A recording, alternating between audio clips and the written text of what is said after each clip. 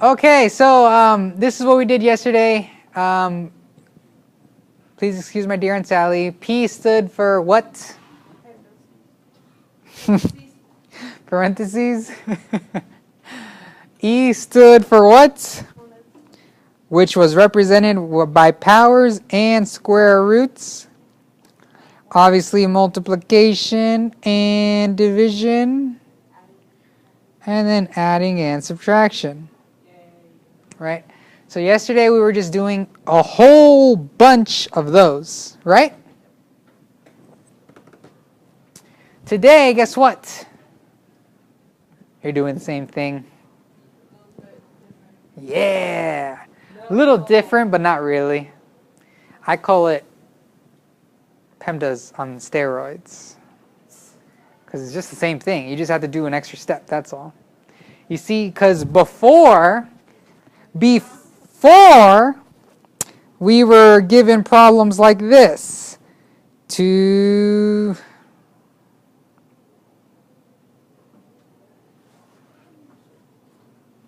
Right? We were given all the problems. We were given all the numbers, I should say. And then we had to use our order of operation knowledge to solve it. What must I do first in this situation?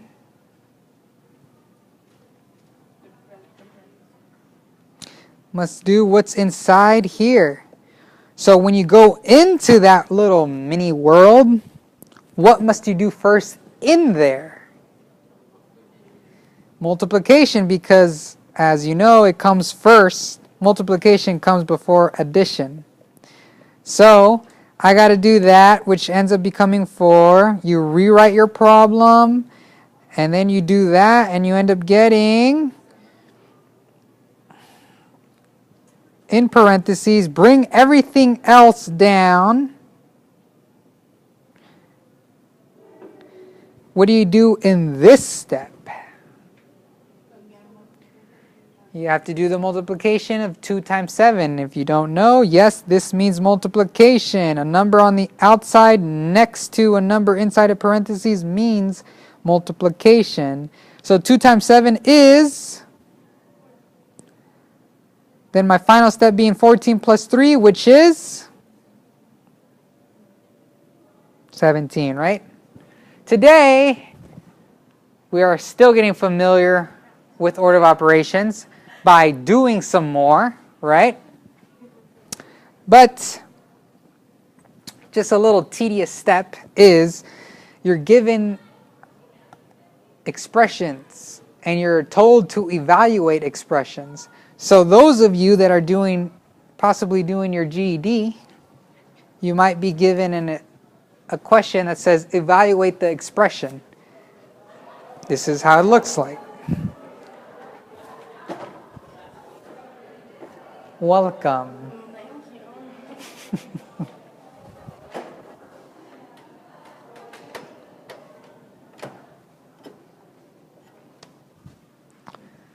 This is what evaluating expression means. Pretty simple. You guys already kind of got a taste of it in the quiz when I made you guys do that crazy question in the end, even though you guys could have just seen that it was to the power 0, but whatever. I'm going to hold that against you, Danny, this whole quarter. I'm going to make you always remember that moment. But this is what evaluating expression means. Let's say you're given a problem like this.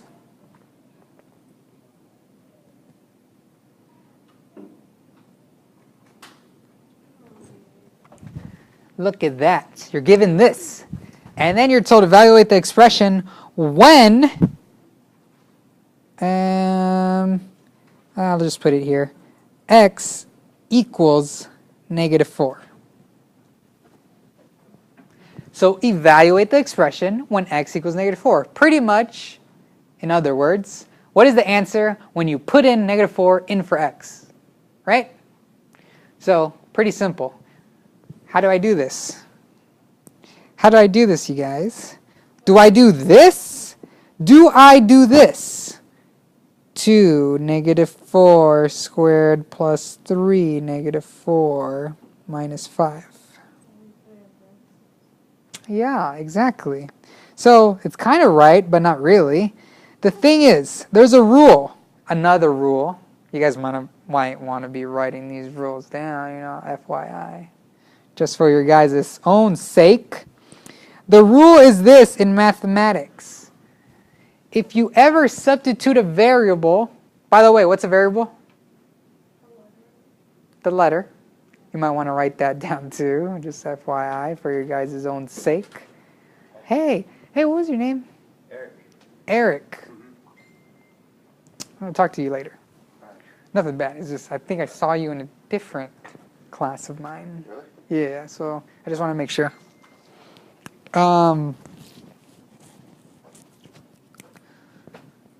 Yeah, so what's a variable? The letter. Might want to write that down. But back to the rule. The rule is whenever you substitute a variable with a letter, a variable with a number, the rule is you must always put parentheses first in the spot where the variable is. For instance, you could literally rewrite this problem like this.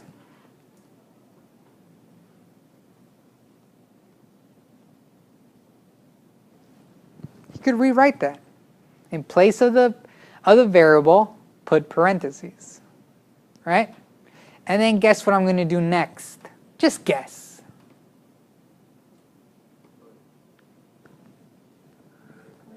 Put -4 inside its designated spots.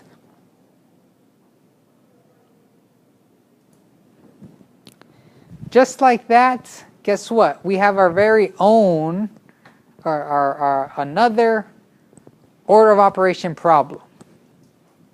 So we're piggybacking off of yesterday's stuff. Just some more order of operations. Now, all you got to do is just punch in the correct number in the correct spots. Now, for some of you, that might be easy. It might seem easy. But when you get thrown so many numbers at you, you happen to have brain farts. Happens to the best of us. You might be told to put in multiple variables. Let's say over here we had a plus y. Let's just say, this is a little example, right? Well, not only do you have to put the 4 in for your x's, you now have to put the 5 in for the y. Am I right? Might seem easy, but yes, along the way you guys might you might realize that by accident you put the 5 in for x and then the 4 in for y. It just happens every now and then. It might happen in one problem. So the goal for today is keep your eyes peeled and put the right number in the correct spot. Right? Right, Chris? Going back to our original example, let's solve this just for the heck of it. Why not, right?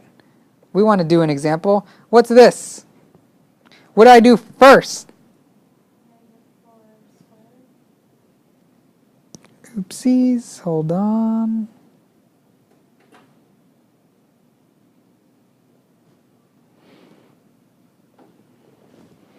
Okay.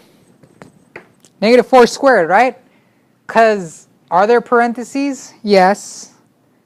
There's parentheses there, but there's nothing to do inside of it. So parentheses, please excuse my dear Aunt Sally, it's a no-go in this case. So what's next on the list that I got to do? Exponents. And I see an exponent right there. What's -4 squared?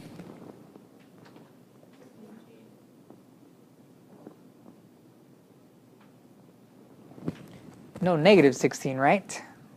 Right? Why? Because a negative times a negative is a positive. And then you guys are going to be tedious with your work and rewrite everything step by step. What do I do next? All I see is multiplications, which is this times that and this times that. So how about we do those? What's 2 times 16?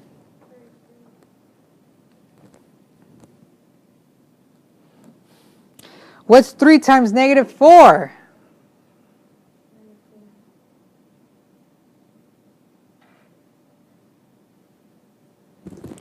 What do I do next?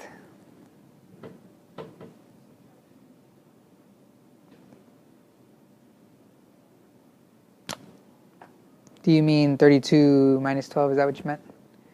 Okay. Nice jumping ahead. So, again, going back to the order of operation rule, adding and subtracting are both equally important. You just do whichever one comes first, right? So over here, I'm looking at, I have an addition operation and a subtraction operation. I have to do the addition operation first. What's 32 plus a negative 12? Very quick before you shout out the answer. What's my rule when adding positive and negatives? When you're adding integers with different signs, what must you do?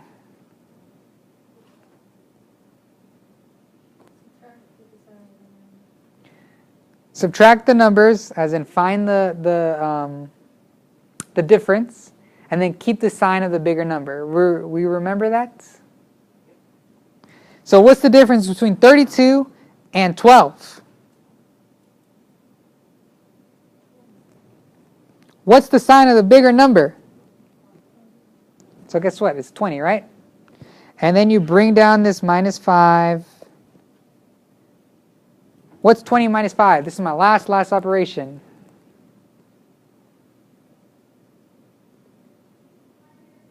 $15 is the answer.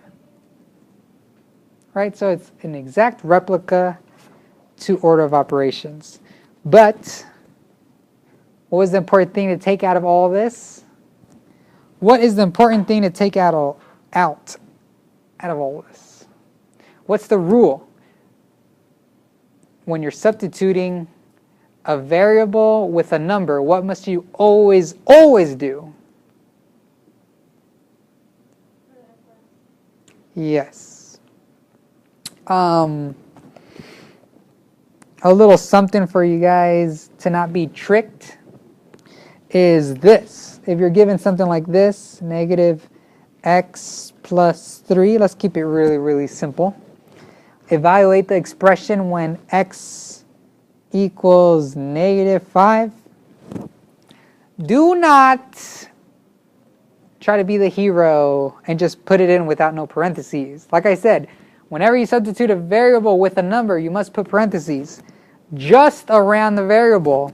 So yes, this negative stays there, and you put the parentheses and plus 3. What goes in there? The negative 5. Don't think this negative out here is for that. They expect you to just put negative 5 plus 3, and that is not correct. You must put parentheses first, and then put the number. Because if you notice, what does this become?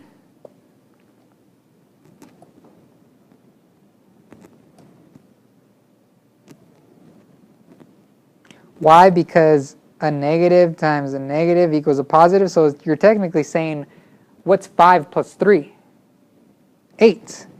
What is this one saying? Negative 2. Right? It's too much to keep track of. Again, think of money. Negative $5 in your bank account. Add $3. You have negative 2 in your bank account. But all in all, don't fall for this. This is the standard one that I like throwing at you for those of you taking your GEDs. And that's the type of questions that the quiz likes throwing at you at the end of each week. Who creates those quiz? Whoever does. Little mini genius, but still kind of evil.